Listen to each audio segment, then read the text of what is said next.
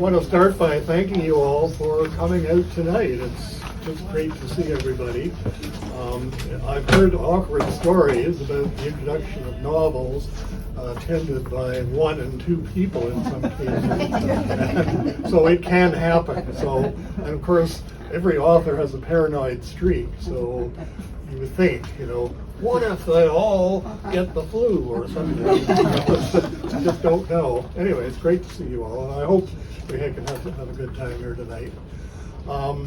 As you know, we're here to launch my first novel called The Tyranny of Good Intentions. In the literary world, the first novel is called the debut novel, and apparently the author is then called a debut author. And I have to tell you, I'm not entirely comfortable with that title. It made me feel that I should sort of float down in here, down a curving staircase, wearing something frilly. Obviously that didn't happen. But nevertheless, we will proceed. What I'd like to do, I'm going to talk a little bit about the book, mainly just to kind of set the context for the chapter that I will read, and then we will proceed to a question time. And during that question time, apparently Jim indicates there's an opportunity to bail about. And I don't know how expert you are at milling, but I'm assuming that you can be creative about this. Maybe have a look at around the bookstore if you like. And then the Sir John A. MacDonald pub is situated just about a block down to the right as you come out of the doorway here, and there is a table that is going to be called Jack's Table. And if you wish to continue and with a bit of imbibing, you're more than urgent and welcome to do that then too. So this novel, the nutshell description of it, I would say, is a satire about politics. And I'm choosing my words with great care, because you often hear people talk about a political satire.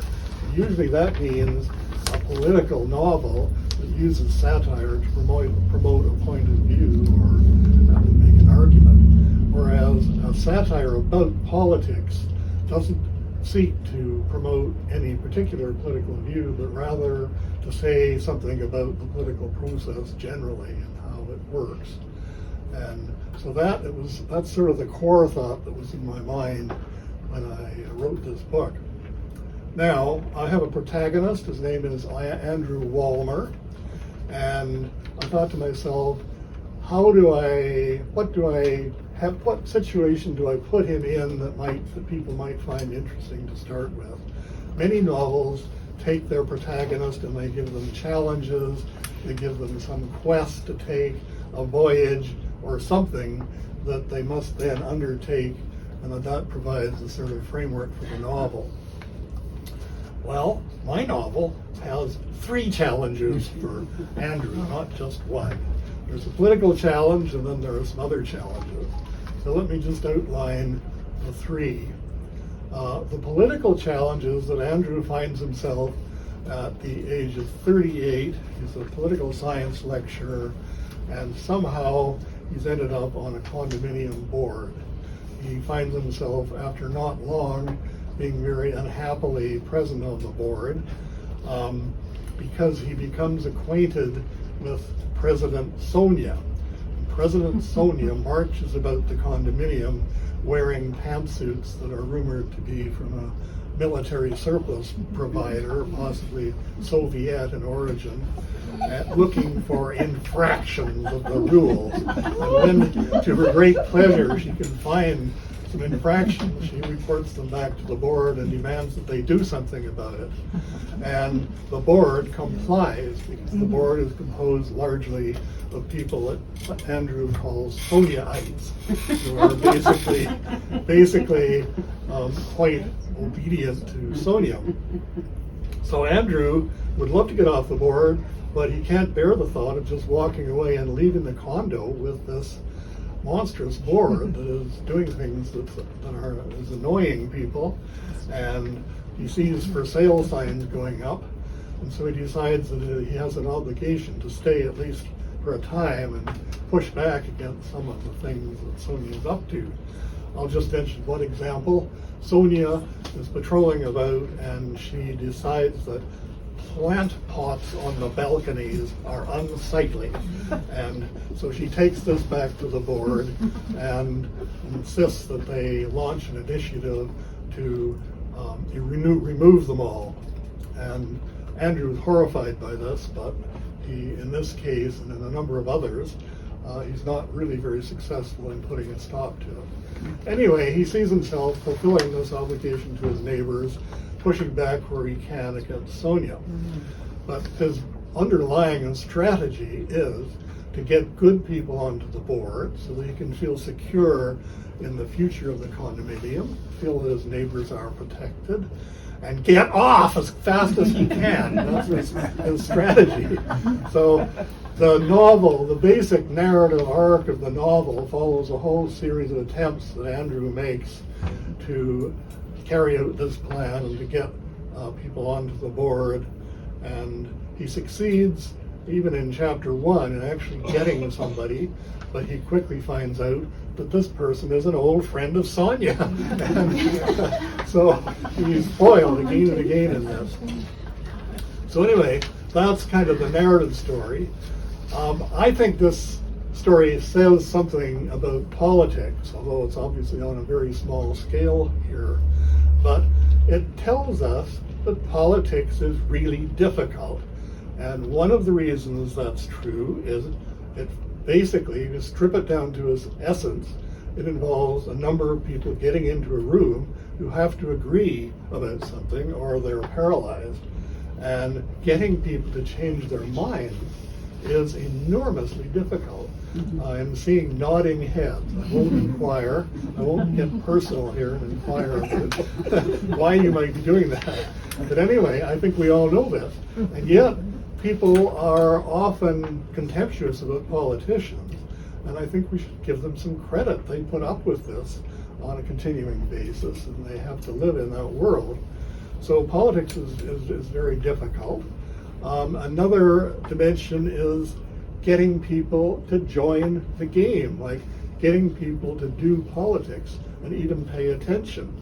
In the course of this novel, there are a number of meetings, including a general meeting of the condominium owners, and it becomes rapidly clear that nobody has a clue about what's going on. They're sitting in the meeting and they're just basically putty waiting for somebody to put an imprint on them.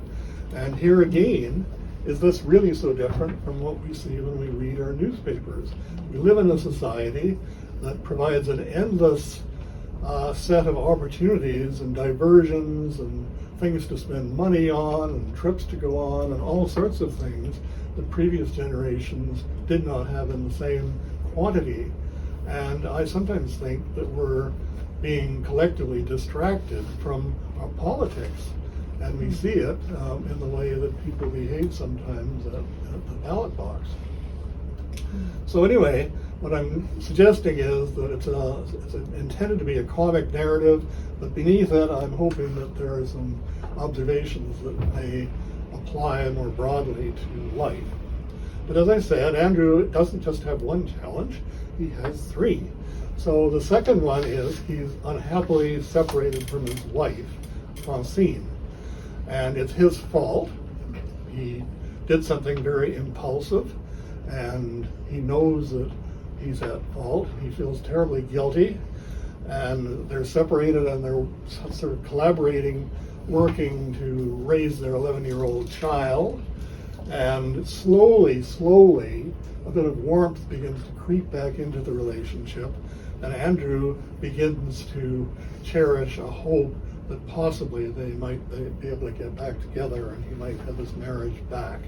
But he's terrified to say anything because he doesn't think he could cope if she said no, she doesn't feel that way. So he's poised at the beginning of the story trying to figure out what to do. And there's a narrative that unfolds from there and a story, a subplot within the story. Third challenge is we find Andrew in front of his political science class, and he is somewhat indifferently qualified to be a political science lecturer, but he has a talent for drama, and he teaches a course on parliamentary government. He uses his dramatic talents. He does some imitations of prime ministers and things like that to spice things up. And over the years, this course has become tremendously popular. Students have lined up at the door. Any of you who are aware of university life will realize that a lineup at the door to get into a parliamentary government class is probably virtually unprecedented. And indeed, I may have to ask you to suspend your disbelief about that. Anyway, in this story, this is what happens. And so Andrew's position in the department is relatively secure because he's bringing in the bodies and he's doing wonderful things for their stats. So anyway, he's standing up in front of his class. He's trying to explain floor crossing, which is when somebody changes their political affiliation in a public way and actually physically moves across the floor of the House from opposition to government or vice versa. He's groping for something, some image that will lock this into student minds, and just on the spur of the moment, he says it's sort of like being a trans person except for the surgery. And as soon as the words come out of his mouth, he realizes, boy, has he put his foot in it. This is the contemporary university environment that we're talking about. And he has a trans person in his class, and he knew about that. Her name is Gina. Well, Gina is offended and stands up and confronts him right in the class, and then stomps out of the class to file a formal complaint. And the other students, normally who are very sympathetic to Andrew, they're just looking at him in distress. And one of them corrects him on his facts, which are mostly wrong, even in what he said. So it's just a bit of a really embarrassing moment for him. And as a result of the complaint, a suspension process is initiated, and Andrew faces the penultimate hearing that will determine his fate in the next month or so. So his job is in jeopardy, and his marriage is still apart, and he's on the condo board and he can't get off. So that's his basic situation. So with that context, I can probably just turn to read the chapter that I was planning to read, and it's a chapter that's part of this primary narrative about Andrew trying to find people to come on the board. It's called Mrs. Svensson for Director. Would I eat a bowl of rotting fish in order to get somebody to join the condo ward? Stripped down to its essence, this was the question I faced. I didn't have time to think about it deeply because there I was, sitting at Ingrid Svensson's kitchen table. The bowl of rotting fish was right in front of me. It seemed to be a china bowl adorned with a pink floral pattern. It reminded me of the bowls of my childhood, carefully arranged in my mother's kitchen cabinet. The smell was overpowering. Ingrid sat across the table, watching me expectantly.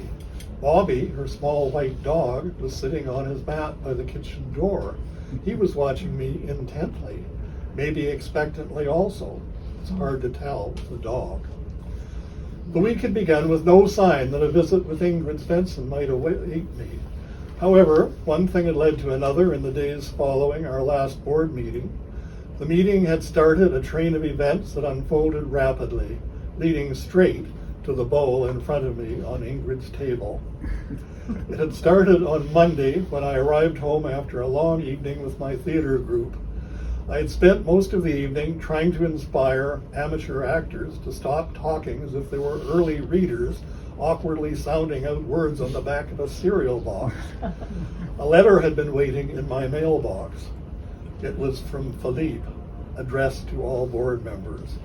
Now here I'm going to skip over a section because essentially what's happened is this Philippe guy, whose name is Philippe Gibbon, was their youngest board member, and he was a chronic failure as treasurer, and consequently the previous meeting they had agreed to remove his title as treasurer and Sonia had offered him a very fancy policy and enforcement and strategy title that she hoped would flatter him into staying on the board. Philippe was conflicted about what to do, and he went off for the weekend, and over the weekend he reached a pinnacle of indignation and sent a letter of resignation to the board. And those of you who have an appetite for lengthy letters of resignation, I'm sorry to disappoint you, I don't think I'm going to read it, but it's here and it's long. It's really indignant. So the bottom line is, Philippe had resigned from the board. And we all know what that means for Andrew, a vacant chair. I had been expecting Philippe to come to terms with his demotion from treasurer and stay on the board, especially given Sonia's flattery and the grandeur of the new title she had offered. In all walks of life, there are people who compulsively need to be the director of something, which generally means they shouldn't be. Along with Sonia, Philippe had been the Britannia board's conspicuous example. His recent fixation on the need for personalized condominium director business cards had been only the latest illustration of his ego investment in the board. However, evidently I had misjudged the depth of the wounds inflicted at the last board meeting. Philippe's resignation was the last thing I needed. My hopes for Henry, and this refers back to the very beginning when he persuades a guy called Henry to come onto the board. I've said he was a disappointment. Had already taken a beating, and now another vacancy needed to be filled. Sonia would already be busy filling it. Philippe had been unpredictable, but at least he hadn't been an automatic Soniaite. I was going to end up a minority of one unless I acted fast. But who to recruit? That was the question. Britannia Condominium was a large community, 86 townhouses arranged around 2 circular courts separated by a ravine on 6 acres. Modern life is impersonal. I knew a handful of immediate neighbors, and they had already made it clear to me that board work was not for them. Beyond that, I only knew this scattering of people well enough to say hi to at the mailbox and chat about the weather. Interest in the weather is a very admirable human trait, very Canadian. However, it is a questionable qualification for appointment to a board of directors. I needed somebody, and I needed them now. The image of Mrs. Benson drifted into my mind, perhaps because I had arrived home and seen her walking in the laneway accompanied by her dog. As always, Ingrid's rotund figure bounced along with animation, her face radiating its familiar expression of cheerful optimism. Bobby bounced along beside her, also with animation, but at a somewhat lower altitude. What about Ingrid Svensson for director? She seemed to be a genuinely decent person, and unlike Barstad, she did have a Swedish background. An appeal to her community mindedness was bound to find a receptive audience. Before retiring, she'd been an office administrator at an insurance company. People liked her. She was the closest thing to a neighborhood social butterfly on Crestview Court, the cluster of homes where we both lived. Before I had moved to Britannia, there apparently had been a Mr. Svensson. According to neighbors, after his retirement, he'd taken up weightlifting and begun to appear with immaculate timing, doing crunches on the Svensson lawn in a tiny bathing suit, just as the teenage daughters of his neighbor were arriving home from high school. After several months of this, there was no longer a Mr. Svensson. Instead, Bobby had become Ingrid Svensson's constant companion. The neighborhood consensus was that Bobby was a definite improvement. This, of course, was an appallingly bad way to compose a board of directors. As a professor of political science, I felt shame. However, it seemed to be the way things worked at Britannia Condominium. Based on stories from friends and conversations at several conferences, I'd slowly learned the truth about condominiums. They were corporations on paper governed by the Condominium Act, but in reality, many of them hovered in a kind of limbo, halfway between serious organizations and groups of neighbors chatting over the back fence.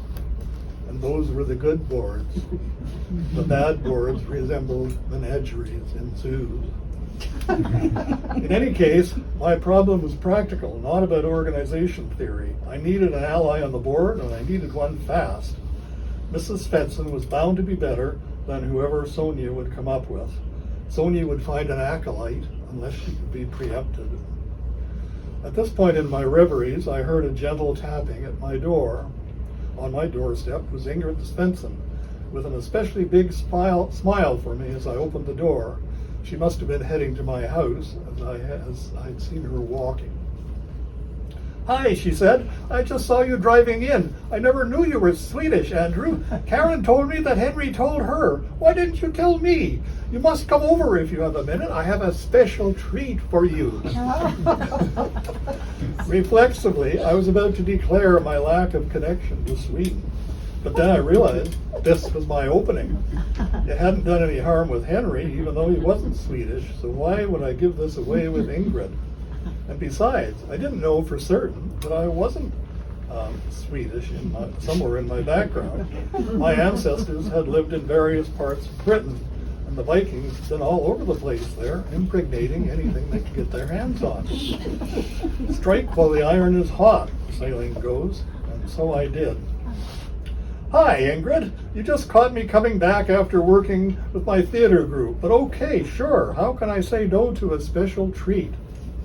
"Sir Strubing," she said, with obvious pride as we walked back to her place. "Ah," I said, striving for enthusiasm, although I had no idea what she was talking about. It could be a noun, but then again, it could be a verb. I didn't know. From the sound of it, it was plainly something Swedish. Since I hadn't denied my Swedishness, I needed to play along. "Just today it came from my cousin Henrik in Gothenburg. He always sends me every year. He gets the good 9-month stuff, so I get it in June usually." I nodded enthusiastically. "Excellent," I said. "How nice of you to think of me. My connection to Sweden has become very distant," I ventured.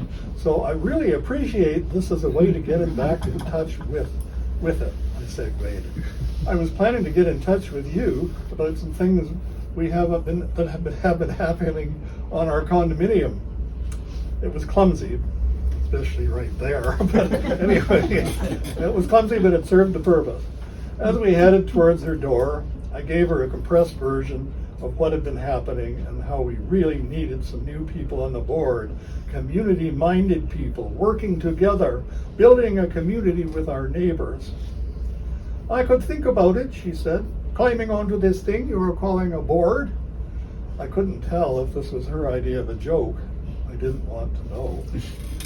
"Oh, that's good to hear," I said with a gentle chuckle. It could have been at a joke if there was one. Or she could have seen it as happiness at her agreement. "We can talk some more if you have questions, and of course I'll be on the board to help you handle things when you come on." The conversation was interrupted as we arrived at her house. Then, as we proceeded to the kitchen, it was interrupted by the smell. It was, without question, the most putrid smell I have ever experienced. It vaguely called to mind memories of childhood vacations and decaying fish on beaches, somehow combined with the sulfurous smell of rotten eggs. In Ingrid's kitchen, the smell was in an enclosed space and vastly more powerful. If I had managed as a child to fall head first into one of those putrefying corpses, perhaps the intensity would have been similar. "So," Mrs. Svensson's beaming face was turned to me, "here we go. Just sit down and enjoy. There is your knock broth on the plate there, and the boiled potatoes if you want. You just don't get the chance to have something like this here in Canada, and I don't want to distract you." As she said this, she poured clear liquid from a bottle into a tumbler in front of me.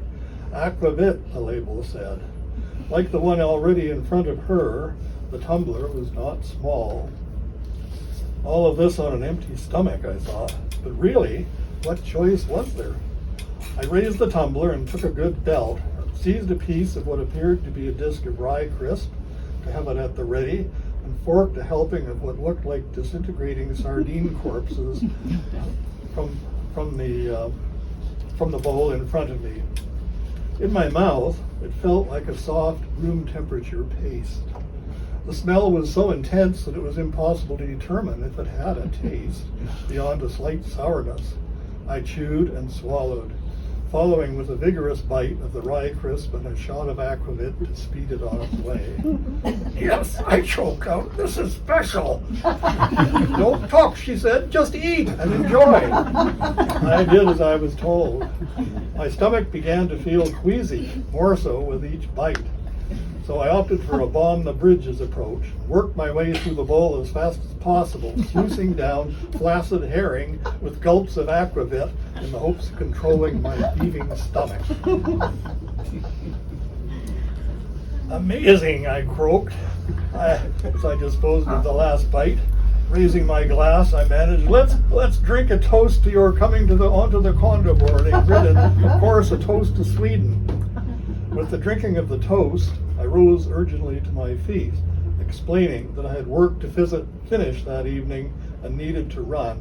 But thank you again, Ingrid, for sharing this with me, and thank you so much for being willing to join our board. I will be in touch as soon as I tell Sonia the good news. I really did have to run. My stomach churned ominously. There also seemed to be an unevenness in the laneway that had not been there before I drank it at the vet. By the time I reached my door, the only thought in my brain was whether to make it to the toilet in time. I did, but only just. After emerging, I brewed some strong coffee to settle my stomach. Then I went to my desk to check emails. There at the top of my inbox, less than an hour ago, was the email from Sonia. My stomach lurched again as I read the title. New director, it said. Dear Andrew, we are fortunate indeed that Letty Bishop has agreed to step up again to our board as a replacement for Philippe. Summer work season is now upon us with its need for special attention to compliance issues around our community. We will need all hands on deck, so Letty's help will be very timely. As you know, she's a former president of the board, so she will have valuable knowledge and experience to share with us in the months ahead. I've already received responses from Doreen and Henry, so a majority has approved the appointment. I'm hoping we can give her the welcome she deserves, Andrew, and you will add your yes vote to make this appointment unanimous. Regards, Sonia. Letty Bishop. Of course I'd heard of her. She'd been the president who mentored Sonia. From what the neighbors had told me, this basically meant they competed with each other to see who could find the most ingenious ways to irritate owners. The woman was now 92 years old. I am not an ageist, but 92? We were going to need to stock the condo office with absorbent bibs for board meetings. There was no way I could leave the board now. I was the only voice of sanity left. The only voice who could at least tell owners what was going on and somehow, eventually, find people who would join the board and help me protect my investment. It was ridiculous, but there it was. There it was, and there I was, stuck again. That's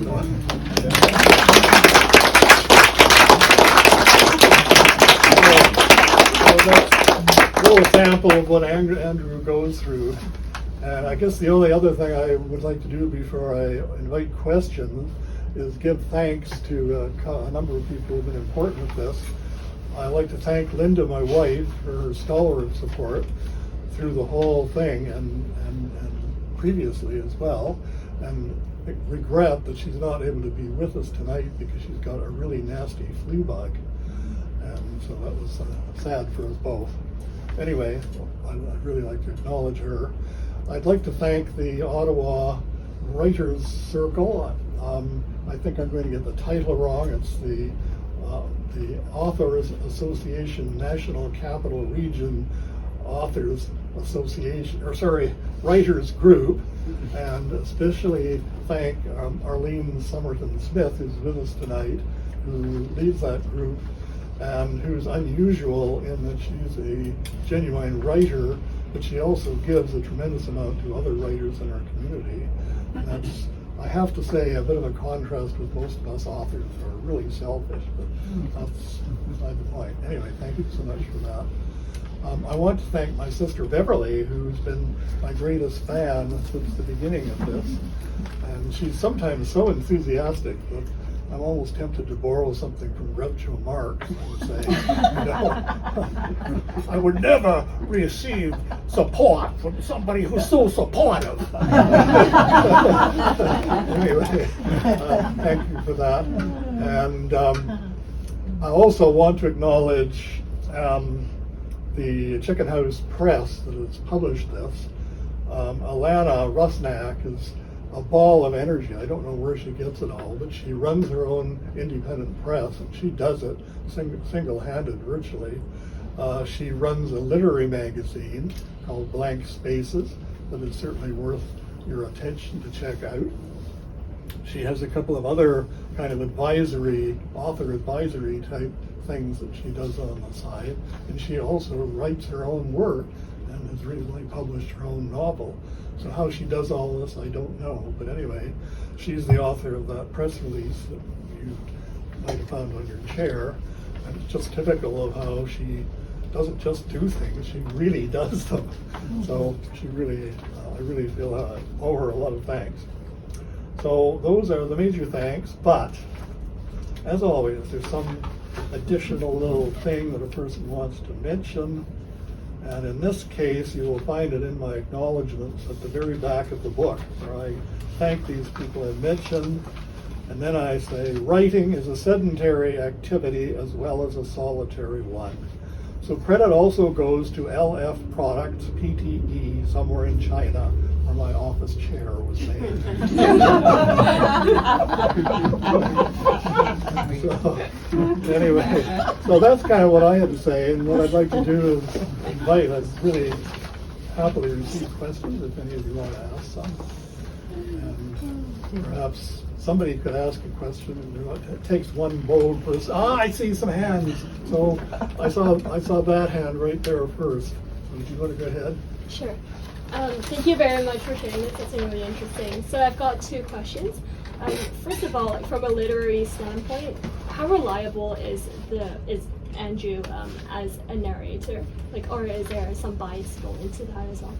And then my second question is, like from a policy perspective, as a public servant who deals with compliance issues, I see firsthand that like regulations and compliance are really important, but at the same time, they might stifle like necessary innovation. So from your experience, how do you think we can strike that balance? Well, two very difficult questions, so I'd like to pass them out to the audience. To the first one, the question about sort of from a literary perspective, the reliability of Andrew. Andrew is a completely unreliable narrator. He gets things wrong continuously, and the book starts with him assuring everybody that if there's one thing he knows, it's how to judge people, and then he promptly completely misjudges his neighbor that he's trying to recruit onto the board. He's not Swedish after all, and Andrew goes through a great big palaver, partly in a terrible Swedish accent, which I've tried to reproduce here tonight. and so, I mean, he's completely unreliable, but he's a charmer. That's what I would say about him. I think most of the people who are familiar with the book, he kind of charms them. And he when he gets away with things, which he does, you can't really be indignant about it. Now, the other question about regulation, I wish I could say that I had an intelligible answer to that. The only answer I've really got is there are people who are fixated on regulations and don't think about anything else. And in this book, many of the people at least recognize that whenever you apply a regulation or rule, it's being applied to a living, breathing human being who may experience it in a special way. And at the very least, we need to be thoughtful about this. Now, I cannot say suspend the rules and regulations every time you think somebody's not going to like them, because obviously if you don't do that, you don't have any, or if you do that, you don't have any. But I also think, and there are characters in this story who exemplify this, that if you just mechanically march ahead with rules without thinking, you often do more damage than good. And so there is as you say, a balance to be struck. And perhaps the best advice I can give you is what you've already given us, which is you need to be aware that there's a balance. And I think in the public service, that should be part of the culture, recognition of that balance, and perhaps open discussion about how to apply it. Thank you. So I have there. Yeah. Jack, thank you very much. Really appreciated the humor. I know there's a serious message here too, and we know that about you, that you wouldn't be able to leave some of the more serious and political issues untouched, even when you're being funny. So I look forward to reading it. What I wanted to ask you is if you did any empirical research in terms of the bowl of rotting fish at the aquavit, and or whether you were did you just read about those things in order to describe them? So you're really asking me if I ate some of that fish, right? And drink. So my answer to that is I'm actually consider myself to be an empiricist. I've slowly come around. I studied philosophy as a younger person, and I progressively got more suspicious of abstractions as I went along, and became, I think, more empirical in my own outlook. So I'm an empiricist. You're very perceptive about that, but empiricism has its limits, and I think one of them would apply right here. I did, however, do some research. I'm into Google, and I read the research. And I found out how to pronounce surströmming, because it's got an O in there, but you don't say O, the O sound. And I did find some accounts of people who had eaten it, and who did seem to say that it's not as bad as it smells. It gets into your mouth. So, I mean, that's an experience I look forward to. Put it that way. Yes. Did you plan your book, or did the book write itself? I think it's probably more of the second, in the sense that when I start, I usually have kind of a high-level concept in mind, and then it begins to take shape as characters take shape and flesh it out and turn it into something. And then as that happens, the characters begin to make their own demands and may do things that you don't agree with or surprise you. And I would say that happened on occasion. Do they live inside of you? Like, are they all in there? Like in your. Well, well, they. I don't know if they're quite in there in that present sense, but for me, the experience of writing, which I had tremendous fun writing this, or it wouldn't exist. I mean, I'm sitting in my little office looking out the window and just kind of daydreaming and thinking of how the story would go, and things kind of take shape that way. And, they're amusing. And so I think as it's written, it tends to have its own momentum, and I'm almost being entertained by what's happening as the writing happens. But then, to answer a related question that you could have asked as well, after I went back to the book after it was done, I began to think, holy mackerel, there's stuff in here that I didn't intend to put there, but it's kind of interesting. Like the humanism theme, I didn't really intend to put there, but as I look back on it now, it has a lot to say about humanism versus impersonal kind of dedication to abstract rules and principles. And the characters struggle with this because several of them, Andrew is perhaps a good example. At one point, he declares his core value is honesty, at least in the important things. And then he adds, but there aren't that many important things. It's not really that much of a problem. So he's got a principle, but he's also, he's very, he has exercised discretion about how he applies it. So, yeah. Am I allowed to ask another question? Or? Well, I don't see anybody's gonna. There are. Right there. Go with her first. Okay, Norm has deferred to you, so. I hope Oh, you're- that's very kind. Do you kill anybody off during the process? Like, how many people have been there and are no longer there? Well, Spoiler alert. okay, so this is heading towards, in a way, how does it all turn out type questions. No, I don't mean in the novel. I Oh. mean, were people present in the work that you got rid of as Oh. you edited? Discard Oh, I see. characters, yeah. Oh, that's interesting. Mhm. No, I don't think anybody showed up who's gotten rid of it. There is, I will say, one person who sadly dies at the condominium board table.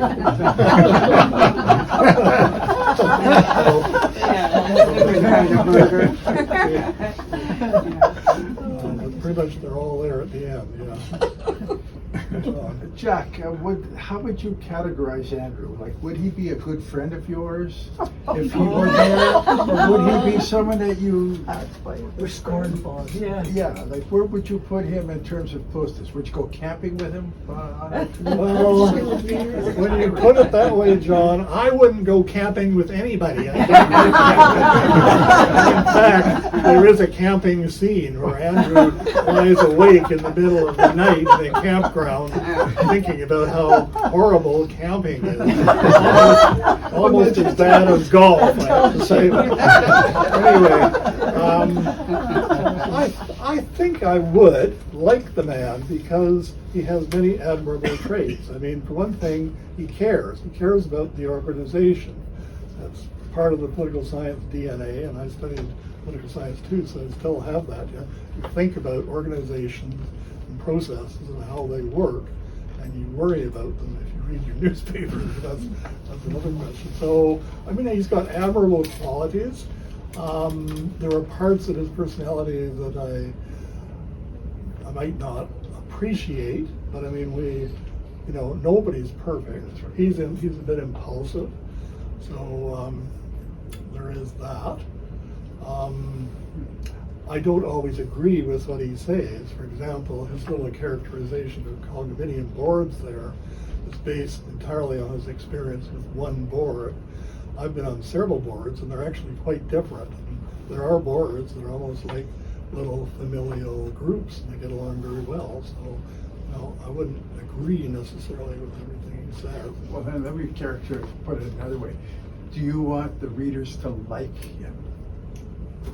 Well, I did not have a deliberate intent that readers should like him, but I thought that if he were charming and amusing, he would keep readers reading the book. That was the main thing. After you've read the book, you can do with Andrew whatever you want. So there won't be a sequel.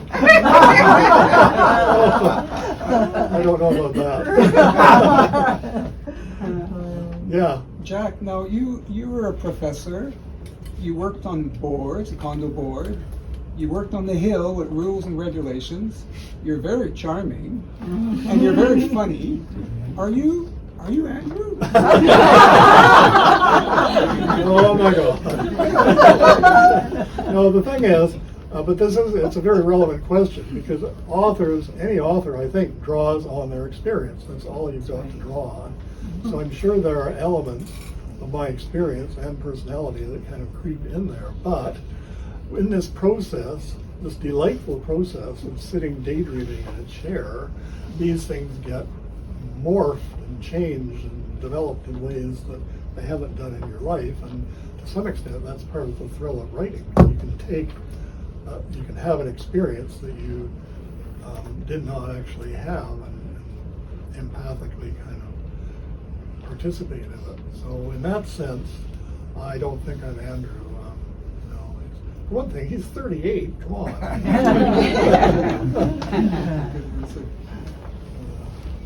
So, Yes. What are you working on next? Oh, well, I've sort of been going in a couple of different directions. I've been working on short stories. Initially found that quite hard because the discipline involved in that more economical way of writing is demanding. But it's kind of gotten a hold of me, and now I'm actually really enjoying that. So I'm working on short stories right now. Before I did this, I actually did another novel that was an epistolary novel about the experience of being in the world of work. And I thought it was really interesting. And I was in the world of work at the time, so I could just write things on Sunday morning and I could really get that out there. So that was good. However, this novel has not been welcomed with any visible enthusiasm by the larger world. I'm exposed to it. And from one friend who, and he's still a friend actually, he gave me the shortest review I hope ever to get. It's a single word. Boring. So I'm not sure what to do with that one, except it nags at me and it's there and I'm probably going to try to do something with it. So those are some of the things I'm trying to do. So I would also just parachute onto that comment. Some of you here are already writing, but I'd really put in a plug for doing it because it's a special way of examining your own experience, and even if it's not with a view to publishing, even if it's, say, journaling or something like that, the discipline of putting things into words and thinking carefully about, the appropriate words to capture what you're trying to say is, I think it's helpful to each individual in sort of in self-understanding. So I put a plug in, and if you want to start writing, then look into the Canadian Authors Association and start to get some company. Yes. As someone who's written a lot but not written fiction, and what did you learn something through the process of writing this book, apart from the fact that you can do it and you enjoyed it? I mean, was it what you expected? Was it? That's a good question. I think that I probably learned that it can be more enjoyable than I would have imagined, because I read so many things by writers often saying, you must get your butt in the chair, you must just keep it there for so many hours a day, and you must do this, you must do that. They make it sound like a kind of monastic endeavor and focused on self-punishment, and I did not find that. And so in that sense, I think probably the way that you approach writing will determine sort of how you experience it, and it can be quite a lot of fun to do. And the other thing is it's really affected how I read, because now I sort of think, aha, what's that guy up to? Is he just plugging that paragraph in? He couldn't think of anything better, or why is it there? I have a whole series of questions that I was not conscious of asking before I started this writing thing. So, another benefit. Yeah. So this critique that you got on your first book, did that inspire you? Were you No. were you wreaking revenge on your first reader, or No, I like didn't seek how revenge, did you but I didn't. just roll into this next one? Not just sure how it. No, I think it was more a question of, I was deeply wounded, and I thought that it was unfortunate that I'd given my book to such an unperceptive person. And then, but it did that, combined with sending it out to publishers and getting all these courteous letters that I always send you. We enjoyed your book, and it's just not quite for us, etc. Eventually that social message got through. This book was a piece of shit. I mean, let's just face it. So that helped me to move on and think about doing some other writing, I guess. But that book was a lot of fun, and I think it's got some of my best writing in it, so I haven't, it's still haunting me. Yes. So when did you get the idea for the premise of the condo board, and how long did it take you to write the book? It took me, I would say, off and on, maybe for a couple of years. I don't have a very accurate memory of sort of when it got started, to be honest. But it wasn't really a long thing. It was certainly a lot shorter than the earlier one. And then the condo board, I was on a condo board. I've actually been on several. And it began to occur to me that I was seeing things on the condo board that seemed strangely familiar based on what I was seeing, working on Parliament Hill.